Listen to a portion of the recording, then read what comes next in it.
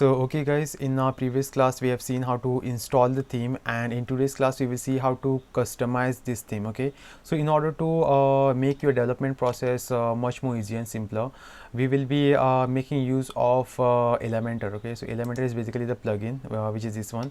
So in order to get this plugin, just go to this plugin section, click on add new, and after coming to this, search for Elementor over here.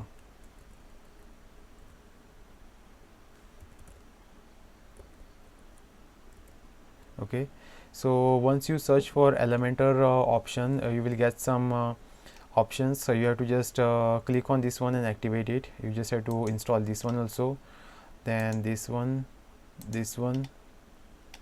and this one. Okay, so you have to install these few options present over here. So let this get installed, and once this gets installed, we just have to activate them.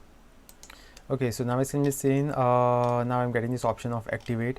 You can activate them by clicking on these buttons, or you can do one thing. You can just go to this installed plugin section over here, and you can activate all of them all at once. Let me just show you how to do that. Just select this one, this option and this option. Select this bulk action and say activate, and hit apply, and after that all of these plugins will be getting activated. So as in the scene, all the plugins have got activated, and once you are done with that, you just have to go to your website, and after that you will get this option which says edit with Elementor. But sometimes you won't be getting this option. You won't get this option because there are some errors, or this might clash with some other plugins. So in order to get this option, what you do is you just have to select all the plugins, and in the bulk action you have to say deactivate, and first you have to just activate all the Elementor plugins. Okay, so Elementor, all these 3 to 4 plugins what we have installed, you just have to activate them first, and after one by one activate the other plugins, and see which plugins actually having conflict with this edit with Elementor option. Sometimes you don't get this option, but still if you are not getting, then do one thing, go to pages. Let me just show you how to do that. Go to all the pages, then our primary page is our home page. Okay,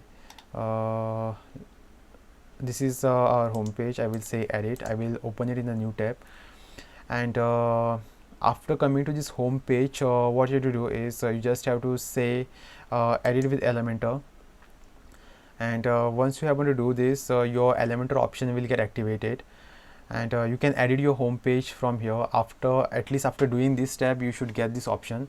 And initially as a beginner you will get this error. A few people are getting this error, few people won't get it, and let's just wait for a while for this Elementor to get loaded. Okay, so after that you will get this option.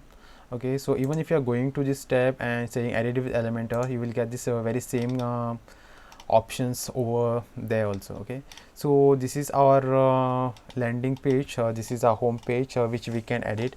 If suppose now you want to edit something over here, then you can just let me just remove this first of all. Okay, you just have to drag and drop. So I will say first I will drag and drop the inner section, and our inner section got 2 columns. So I will be removing this. I will say delete, because I want only one column over here. I will drag and drop one header, and I will say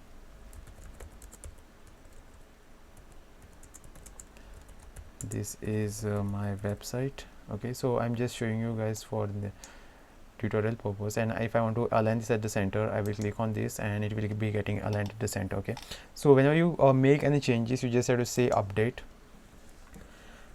and once you do this update, your changes will be getting propagated.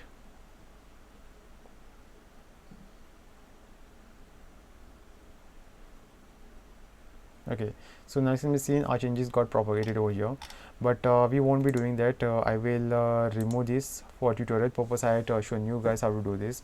So now what I'll do is these are some of the pages present over here, and Okay, so I think this much is enough. So this is how you can edit with Elementor option is the best one. You should definitely make use of it, and most of the developers prefer to make use of the edit with Elementor option because this makes your development process quite easy and simple. So see you guys in the next tutorial in which we will learn something new. Thanks for watching.